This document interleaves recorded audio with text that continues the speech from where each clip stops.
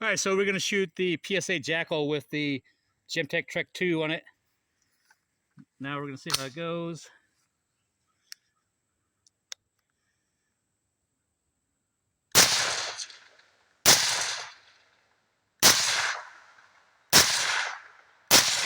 I can't hit shit.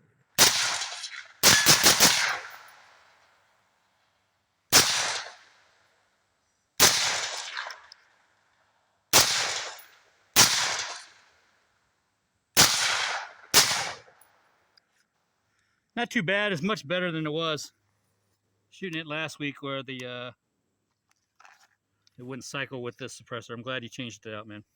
Absolutely. Takes me a little while to get used to that dot. I'm not used to that circle dot, man.